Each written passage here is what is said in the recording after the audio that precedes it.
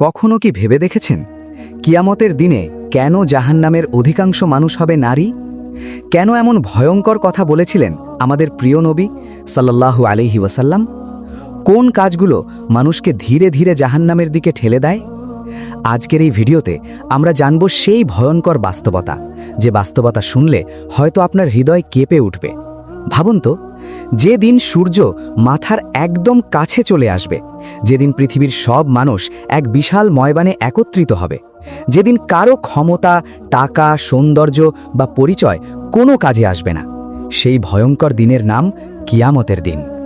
সেদিন প্রত্যেক মানুষকে তার জীবনের প্রতিটি কাজের হিসাব দিতে হবে। কেউ সামান্য ভালো কাজ করলেও তার হিসাব থাকবে, আবার কেউ সামান্য অন্যায় করলেও তার হিসাব থাকবে। একদিন রাসূলুল্লাহ সাল্লাল্লাহু আলাইহি ওয়াসাল্লাম তার সাহাবীদের সামনে একটি গুরুত্বপূর্ণ কথা বললেন। তিনি বললেন, আমি জাহান্নাম দেখেছি এবং সেখানে অধিকাংশ মানুষই নারী।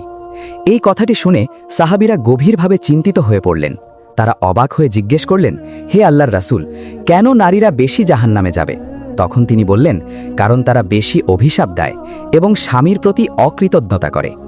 এই কথাটি শুনে অনেকেই হয়তো অবাক হতে পারেন, কিন্তু একটু গভীরভাবে চিন্তা করলে আমরা বুঝতে পারি মানুষের জীবনে ছোট ছোট অনেক ভুল ধীরে ধীরে বড় গুনাহে পরিণত হয়। ভাবুন একবার, একজন স্বামী সারা দিন কঠোর পরিশ্রম করে পরিবার চালায়। রোদে বৃষ্টিতে কষ্ট করে সে পরিবারের জন্য উপার্জন করে, কিন্তু কোনো একদিন ছোট্ট একটি ভুল হলেই অনেক সময় স্ত্রী রাগ করে বলে বসে, তোমার কাছ থেকে আমি কখনো কোনো ভালো কিছু পাইনি। এই একটি কথাই হতে পারে বড় ধরনের অকৃতজ্ঞতা। ইসলামে অকৃতজ্ঞতাকে খুবই বড় গুনাহ হিসেবে দেখা হয়। আরেকটি বড় কারণ হল পরনিন্দা, গীবত এবং ঝগড়া। আজকের সমাজে আমরা প্রায়ই দেখি একজন মানুষের কথা আরেকজনের কাছে বলা, কারো ভুল নিয়ে হাসাহাসি করা, কারো সম্মান নষ্ট করা, এসব যেন খুব সাধারণ ব্যাপার হয়ে গেছে। কিন্তু ইসলামে গীবত সম্পর্কে কঠোর সতর্কবাণী দেওয়া হয়েছে। কুরআনে বলা হয়েছে, গীবত করা যেন নিজের মৃত ভাইয়ের মাংস খাওয়ার মতো ভয়ঙ্কর। ভাবুন তো, এটা কত ভয়াবহ একটি উপমা। আরেকটি গুরুত্বপূর্ণ বিষয় হল লজ্জা এবং পর্দা।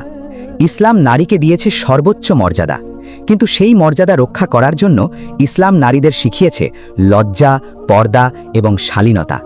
আজকের যুগে সোশ্যাল মিডিয়া, ছবি, ভিডিও এসবের মাধ্যমে অনেকেই নিজের সৌন্দর্য সবাইকে দেখানোর চেষ্টা করে, কিন্তু একজন মুমিন নারীর সবচেয়ে বড় সৌন্দর্য হলো তার লজ্জা এবং তার ঈমান।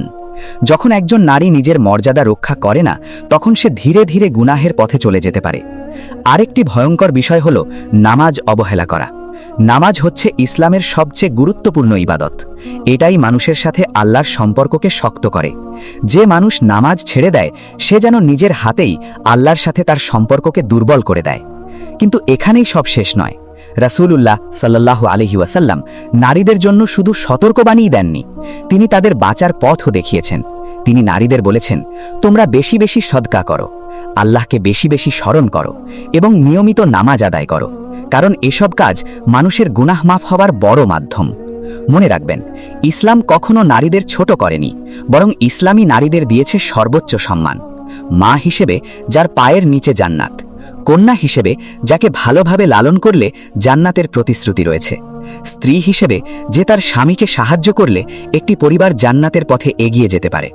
একজন নারী চাইলে পুরো একটি পরিবারকে জান্নাতের পথে নিয়ে যেতে পারে, আবার ভুল পথে চললে সেই পথই তাকে জাহান্নামের দিকে নিয়ে যেতে পারে।